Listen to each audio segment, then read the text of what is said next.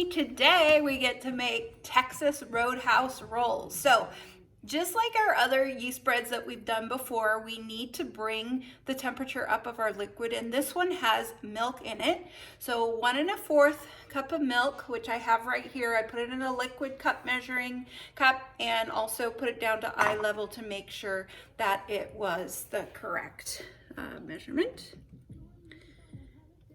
So go ahead and put this into a saucepan, and I'm going to bring this up to about a medium, and I want to bring it to a temperature just before a boil, just so when that steam starts coming. I don't want to bring it to a boil. As you know, my goal temperature is around 80 degrees to 100 degrees, and so I don't want to get it too hot. Boiling is 212.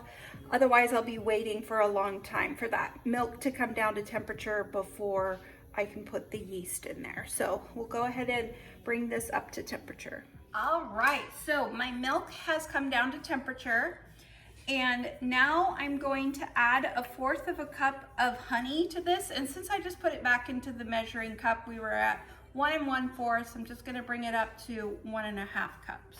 That way I don't have to dirty another dish to measure this out. So this is just regular liquid honey, and this is going to be the food for the yeast.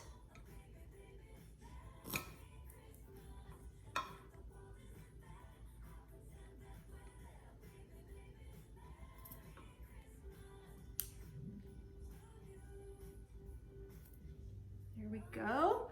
That is 1/2 cup. Now I'm going to stir that around just to dissolve that honey into the milk, and then we'll add the yeast to it. And then we'll let that sit for about 5 minutes until we get the foam. So this, I'm just using active dry yeast, 1 whole packet, so it's 2 1/4 teaspoons in here.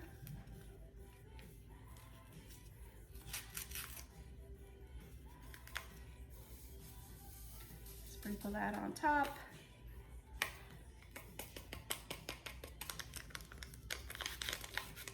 Got a little bit of a shake to get the yeast incorporated, and then we'll just let that sit for about 5 minutes.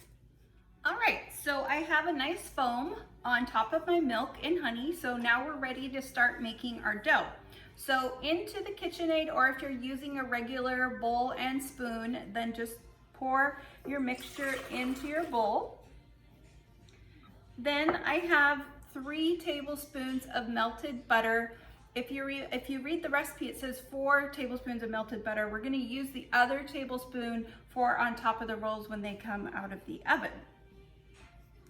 So we're going to put that in there, and also I have 1 room temperature egg, and then we'll need a total of 4 cups of all-purpose or bread flour. You can use whatever. So we're doing the scoop and level. So we're going to start off with 2 cups of, I've got all-purpose. So there's 1. And I'm just using the flour as a buffer for that butter because it's a little bit hot, that I just melted it, so it's very hot and I don't want it to kill my yeast. So I'll put down 2 cups of flour as that buffer, and then add in the butter and 1 egg, which I'll crack into this custard cup first, just in case I get some shell in there.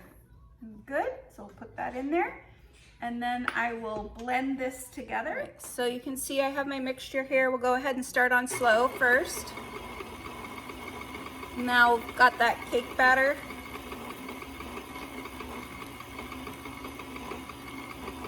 And now I'm gonna pick up the speed a little bit more.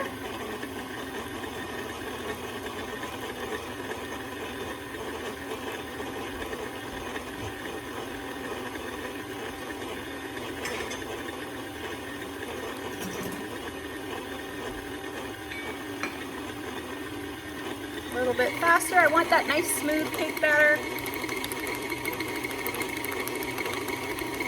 Okay, that looks good. And now we'll go ahead and switch out and put the hook on. So scrape this down a little bit. Got some Christmas music on. I hope you enjoy that. 'Tis the season. And got my hook. All right, and now we've got a total of 4 cups of flour going in there. So I'm gonna put one more. Actually, I'll put in both cups of flour right now. So I'm doing the scoop and level method right here. You know you can't see it, but you will see it going in. There's one. We've got one more. And then we'll make that a nice dough. And you want to make sure you've got your oven light on or some cozy place in the house for this dough so that it can double in size, which will take about an hour. So we'll let that blend. All right, just before it's formed into a complete dough, we want to put in the 1 teaspoon of salt. We didn't put it in earlier because if you remember from our previous videos, that salt is kind of harsh on the yeast, and so we don't want it to inhibit that yeast growth. So now we'll turn that back on and blend that in there, and that'll just be gentler. But salt is really important in a yeast bread because it regulates the yeast and it gives the bread flavor. Okay, so I have those 4 cups of flour incorporated, but you can see that it is still kind of sticky on the bottom. So I'm gonna add like a tablespoon of flour at a time just to get that residual stickiness out. And then we'll let that knead for 8 minutes. All right, so this has been kneading for 8 minutes, and now I am just going to knead it by hand on the counter with a little bit of flour. And then we'll put the oil around the dough and then put it in a nice cozy place to rest for about an hour so that it doubles in size. So I'm gonna be making this with a pot roast today. So it's a nice side to go with something. You can make that honey butter or just regular butter, whatever you wanna do. And then we'll put a little bit of oil in here and then coat the dough. And then put this in the bowl.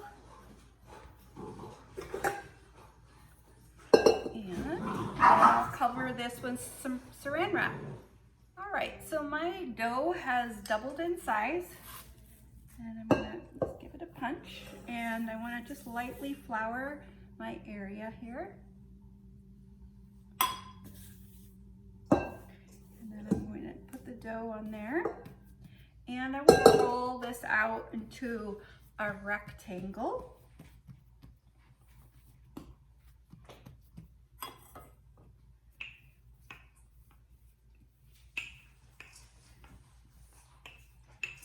You want to try to keep it as rectangular as possible because that will give you the most even rolls, even sized rolls.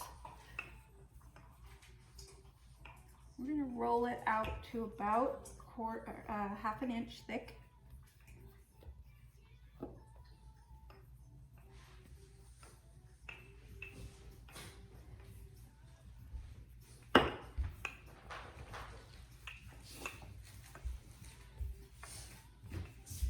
And then we're going to fold this in half. I'm going to bring the edges all together. And I'm also pinching the edges around where I folded it. And why we do this is when you break into a roll, you want it to open up easily. And so this is how this is going to open up easily, because it has a natural fold in the middle. And then I'm going to cut down the middle with a pizza cutter. And then we're going to cut little squares. The end one doesn't always work out perfect because the edge wasn't quite as square as it could have been.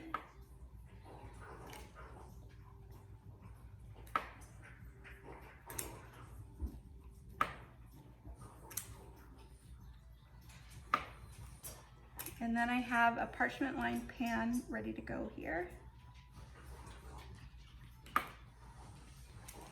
I'm going to take my roll and just square it up into kind of a little rectangular square.